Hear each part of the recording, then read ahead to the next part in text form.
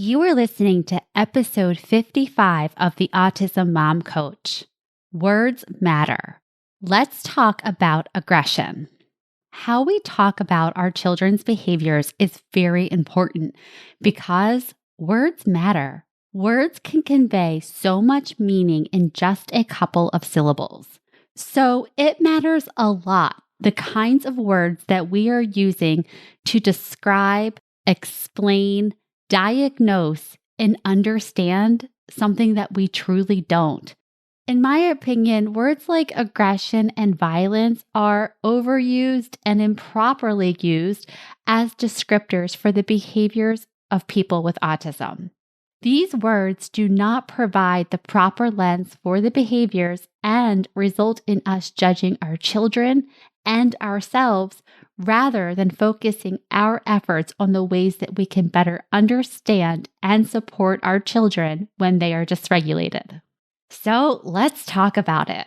Let's talk about the words that we use and how we can begin to shift our language, our thinking, and our advocacy to best support ourselves and our children.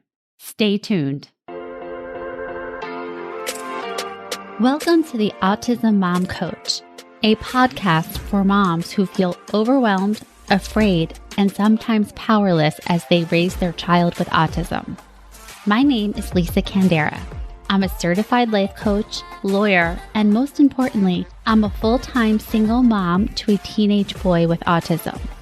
In this podcast, I'll show you how to transform your relationship with autism and special needs parenting. You'll learn how to shift away from being a victim of your circumstances to being the hero of the story you get to write. Let's get started. Hello, everyone, and welcome to the podcast. I am so glad you are here, and I hope you are doing well. And today we're going to get to it. We're going to talk about a controversial topic, and that is autism and aggression. But first, a story.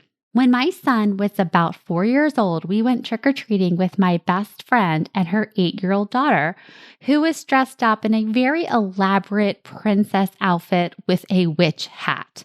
Not really positive what she was, but it was pretty cool.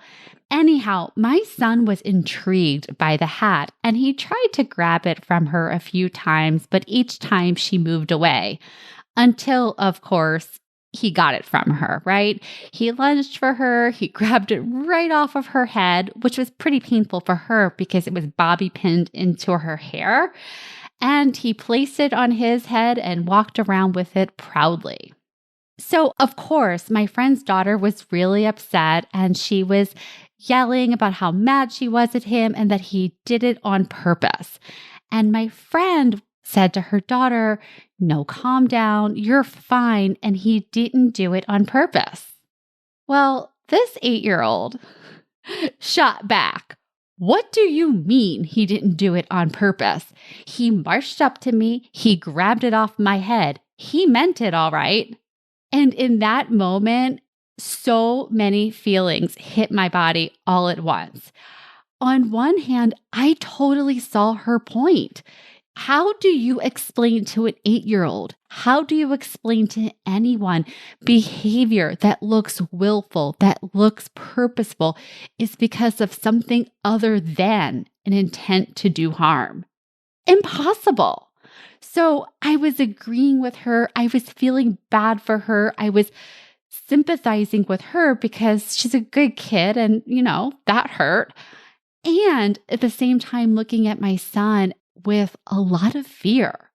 How would his behavior be interpreted as a 4-year-old, as a 14-year-old, and now as a 15-year-old? I'm still living this. But I know in that moment when he was 4 years old, I imagined it playing out from that point on. How would he perceived? How would people treat him? And I see this in my clients too, whether their child is 2, 12, or 20 years old. There's the fear that our children's behaviors will be misinterpreted.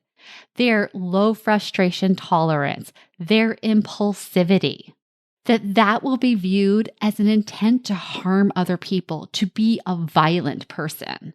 We fear that this will result in consequences that they don't understand, that they don't comprehend. And of course, fear of all fears, consequences that we can't protect them from or easily fix. So, this is all to say that any conversation around behaviors is triggering. It's personal. It's one that so many of us either live with or live in fear of.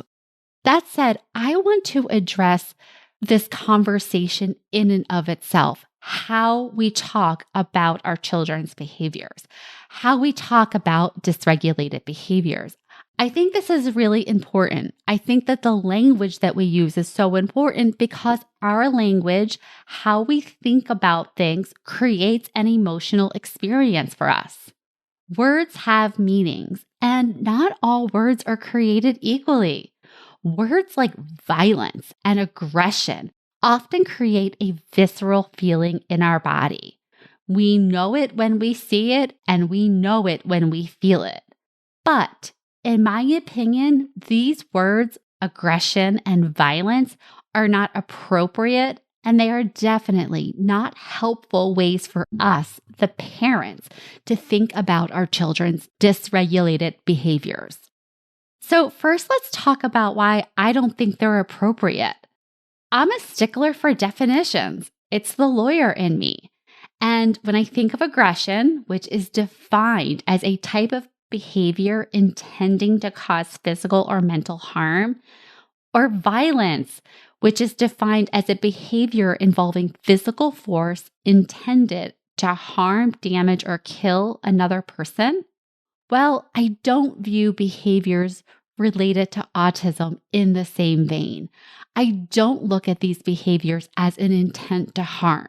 I look at them more as an attempt to control the environment, to communicate, to avoid a non-preferred activity, or just the result of being overflooded with sensory input. And our children have low frustration tolerances and they have quite a bit of impulsivity.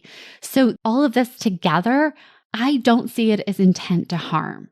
Now, maybe you're saying, well, wait, do you mean that it's not violent or aggressive when my child punches me in the face, throws a TV against the wall, kicks the dog, pulls their sister's hair, or pinches me until I bleed? If you are sitting there thinking, words schmerds, I know violence when I see it, and especially when I feel it, I understand. I really do. Some of these examples are mine. But here is what I really do believe.